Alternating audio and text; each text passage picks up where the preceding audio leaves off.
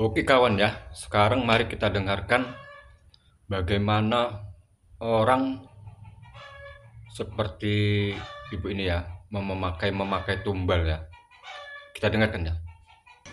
Tetangga-tetangga kita tuh meninggal satu persatu. Dari awal aku ada masalah sama suami aku tuh sering curhat sama tante aku yang tinggal di Jakarta. Pada saat itu kan emang aku tinggal di Cirebon, terus aku telepon sama tante di Jakarta, telepon-teleponan, udah sering ngobrol, sering cerita, sering curhat. Akhirnya di satu waktu tante telepon, "Kamu ke Jakarta aja deh mendingan. Tante di sini punya kios. Kamu bisa buka usaha di sini. Masalah modal, tante yang modalin. Kamu ke Jakarta aja. Karena kayaknya di sana kamu nggak ada apa-apa. Kamu nggak punya usaha, kamu juga nggak punya kerjaan. Anak-anak kamu butuh makan," kata gitu kan. Terus dia hari itu juga langsung transfer uang. Akhirnya aku pesenin tiket kereta, aku beres-beres barang semua, aku masukin koper, semua rapihin. Dan besok paginya aku berangkat ke Jakarta naik kereta. Hari kedua, tante bilang gini, "Kamu ikut tante yuk." "Kemana, Tan?" "Ke pasar, karena kiosnya tante tuh di pasar." Oke, yaudah. Aku akhirnya ikut sama tante ke pasar, kita lihat kondisi pasar. Kondisi pasarnya itu dibilangnya tuh sebenarnya pasar tradisional. Cuman bentukan gedung, bentukan bangunannya tuh sudah modern. Jadi pasarnya tuh sudah berlantaikan keramik. "Ini kamu pakai ini," katanya gitu kan. "Kamu pakai ini punya tante. Jadi kamu pakai aja, terserah kamu buka usaha apa." Nah di situ aku mikir, iya ya, kau buka usaha apa? Tapi aku mikir lagi, ya kan karena aku bisa bikin-bikinan, pakai ronce, pakai manik-manik. Aku bilang sama tante, "Kalau usaha manik-manik aja gimana, Tan? Bikin bros, bikin jepitan, bikin kalung, bikin gelang, gantungan kunci. Bagus itu. Terus modalnya butuh berapa?" "Ya gede lah, Tan," aku bilang gitu kan. Ya model manik-manik, apalagi manik-maniknya bukan manik-manik lokal gitu kan, manik-manik yang impor lah hitungannya. "Ya pasti mahal lah, Tan," aku bilang gitu. "Berapa emang?" 20 juta.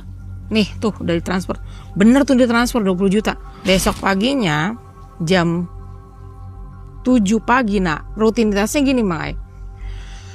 Kalau toko lain di pasar itu buka dari Senin sampai Minggu, itu bukanya tutupnya di hari Minggu atau nggak di Sabtu. Khusus toko aku di hari Senin aku tutup.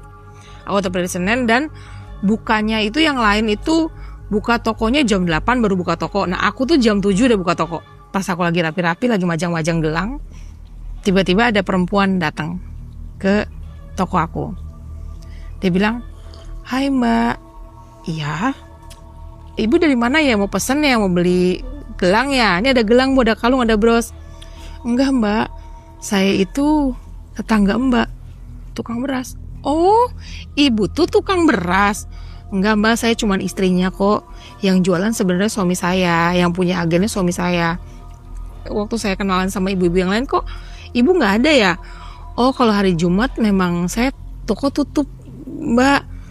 "Oh pantes, waktu kemarin aku kenalan sama tetangga-tetangga yang lain, ibu nggak ada karena toko ibu tutup." Aku bilang, "Kita sebut saja namanya Ibu Yus ya." Dia bilang, "Iya Mbak, kenalin, saya Ibu Yus." "Iya Bu Yus, saya Muti." "Oh berarti Mbak Muti ya?" "Iya, panggil aja saya Mbak Muti." "Iya, perkenalkan kalau saya Bu Yus, dan yang punya toko ini suami saya. Kita sebut saja nama suaminya itu Pak Adi." "Oh ya, salam kenal ya Bu Yus," aku bilang gitu kan. "Semoga kita bisa terus bersilaturahmi sampai nanti-nanti ya Mbak Bu, karena kan aku kan lama di sini gitu kan." Ya, kira udah sampai sebulan aku jualan di situ. Hari itu si Ibu Yus tuh datang ke toko. Hari-hari sebelumnya Ibu Yus tuh sering datang ke toko, bawain cemilan ini, bawain cemilan itu gitu kan, mau bawa ini, "Nih Mbak makan Mbak, nih Mbak makan Mbak," gitu kan. Pas hari itu dia datang ke toko. "Mbak, ngerasa aneh gak sih Mbak?" "Aneh kenapa Bu?" Enggak. Kalau akhir-akhir ini, selama sebulan, seminggu sekali nih, sebulan berarti 4 kali, tetangga-tetangga kita tuh meninggal satu persatu. Iya sih, kan tukang telur ya, tukang tempe, tukang perabot, terus yang terakhir kemarin tukang kopi. Iya mbak, aneh gak sih mbak?